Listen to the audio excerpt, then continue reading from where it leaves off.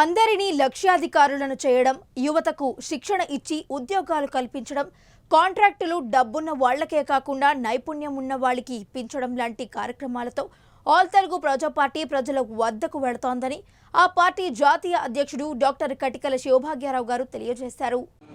All Telugu ప్రజా party తరపున జాతీయ అధ్యక్షుడిగా మాట్లాడుతున్నాను.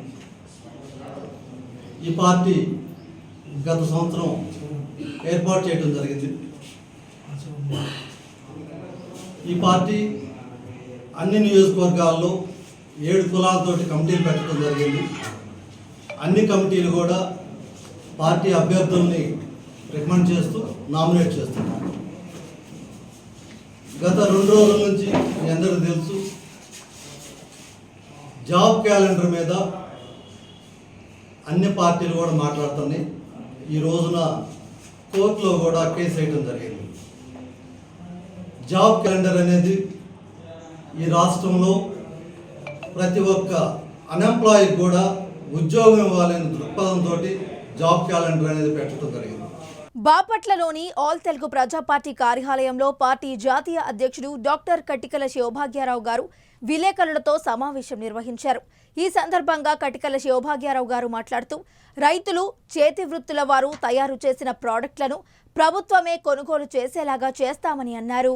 వ్యవసాయానికి సంబంధించిన ట్రైనింగ్ తీసుకునే వారికి పూర్తి శిక్షణ ఇవ్వాలని, వారు పూర్తి నైపుణ్యం కలవారిగా తీర్చిదిద్దుతామని అన్నారు.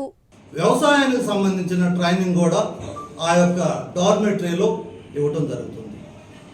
ఎవరైతే డ్రైవర్గా, ఫిట్టర్గా, ఎలక్ట్రీషియన్గా ఎవరైతే ట్రైనింగ్ తీసుకున్నారో ఐటీఐస్లో, వారందరికి కూడా పర్ఫెక్ట్ ట్రైనింగ్ ఇచ్చేసేసి వారిని గవర్నమెంట్లో ఏ విధంగా కాంట్రాక్ట్స్ చేపించాలి, కాంట్రాక్ట్స్ అన్నీ కూడా లక్షల కోట్లు ఉన్న వాళ్ళే కాంట్రాక్ట్ తీసుకుంటున్నారు. కానీ ప్రభుత్వ కాంట్రాక్ట్ వ్యవస్థను క్రమబద్ధీకరణ చేస్తామని అన్నారు. ప్రభుత్వమే ఎలక్ట్రీషియన్, ఫిట్టర్, వెల్డర్ లాంటి వారికి శిక్షణ ఇచ్చి వారికి కాంట్రాక్టులు ఇచ్చేలా చేస్తామని అన్నారు. ఎందుకంటే డబ్బు ఉన్న వాళ్లకే కాంట్రాక్టులు వస్తున్నాయని, అలా కాకుండా చిన్న చిన్న వాళ్లకు కూడా కాంట్రాక్టులు అందేలా చూస్తామని అన్నారు. డిగ్రీ చదివిన ప్రతి ఒక్కరికి కాంట్రాక్ట్ చేసుకునేలా అవకాశం కల్పిస్తామని తెలియజేశారు. ఎవరైనా విదేశాలకు వెళ్లాలని అనుకుంటే వారి కోసం ప్రభుత్వమే పరీక్షలు నిర్వహించి ఉత్తీర్ణులు అయ్యేలా చేసి విదేశాలకు వెళ్లి ఉద్యోగాలు చేసుకునేలా చేస్తామని, విదేశాలలో ఉద్యోగాలు ఇచ్చే సంస్థలు మంచివా కాదా అని పరిశీలించి మాత్రమే పంపిస్తామని అన్నారు.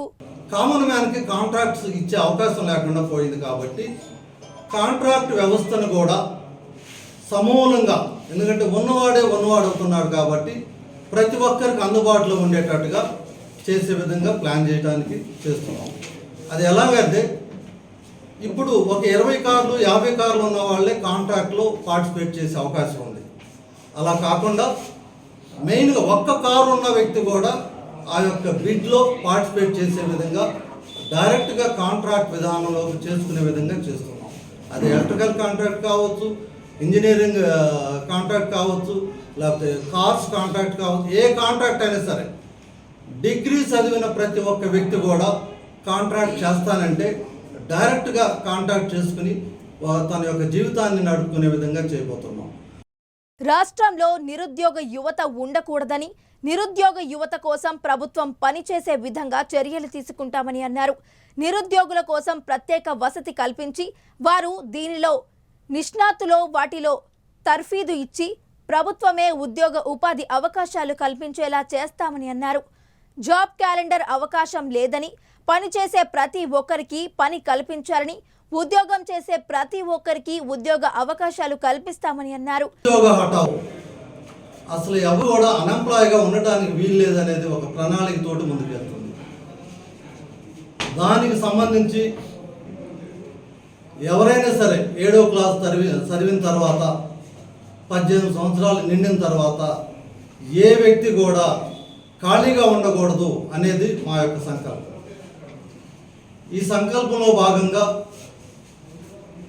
ప్రతి జిల్లాలో ఒక డార్మెటరీ వ్యవస్థని, ఒక 100 ఎకరాల్లో ఒక డార్మెటరీ వ్యవస్థని ఏర్పాటు చేసి అక్కడ ఐఏఎస్ నుంచి క్లాస్ 4 వరకు కూడా అన్ని రకాల కోచింగ్స్ని ఇవ్వడం జరిగింది. ఆ విధంగా గవర్నమెంట్ ఉద్యోగాలకు వెళ్ళే వాళ్ళకి నిరంతరం వారికి ఎంత ఖర్చు అయితే అంత పెట్టేసి వాళ్ళకి కోచింగ్ ఇవ్వడం జరిగింది. అదేవిధంగా ప్రైవేట్ ఎంప్లాయ్మెంట్ కోరుకునే వారికి ఏ విధమైన ట్రైనింగ్స్ ఇవ్వాలో ఆ విధంగా ట్రైనింగ్స్ ఇచ్చి ప్రైవేట్ ఎంప్లాయ్మెంట్కి వెళ్ళేటట్టుగా చేయడం జరుగుతుంది. అదేవిధంగా అదే డార్మెటరీలో ఎవరైతే వ్యాపారం చేసుకుంటామంటారో వారికి స్కిల్ డెవలప్మెంట్ ఇచ్చిన తర్వాత వారికి కావాల్సిన ఇన్వెస్ట్మెంట్ కూడా గవర్నమెంట్ ఇచ్చేటట్టుగా ప్లాన్ చేస్తూ మేడ్ ఇన్ ఆంధ్ర ప్రొడక్ట్స్ని తయారు చేపించడానికి ప్లాన్ చేస్తున్నాం. అందరినీ లక్ష్యాధికారులను చేయడమే ఆల్ తెలుగు ప్రజా పార్టీ లక్ష్యమని పార్టీ జాతీయ అధ్యక్షుడు డాక్టర్ కె శివభాగ్యారావు గారు చెబుతూ తెలుగు రాష్ట్రాలలోని అన్ని నియోజకవర్గాలలో పోటీ చేస్తామని చెప్పారు. 175 నియోజకవర్గాల్లో పోటీ చేస్తారు. 174లో పోటీ చేస్తున్న ఒక సీటు మాత్రం జేఎస్ఎస్ పార్టీకి వస్తున్నారు.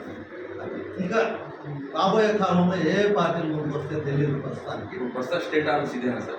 పార్టీ స్టేట్ ఆఫీస్ ఇప్పుడు 10 ఆఫీసులు ఉన్నాయి. మనకి విజయవాడ ఆఫీస్ ఉంది, గుంటూరులో ఉంది, వైజాగ్లో ఉంది. అందుకంటే గత 4 సంవత్సరాల నుంచి పూలే అంబేద్కర్ రాజ్యాధికార సమితి ఆధ్వర్యంలో పనిచేస్తూ ఉన్నాం కాబట్టి 10 లక్షల మంది సభ్యత్వం ఉన్నారు.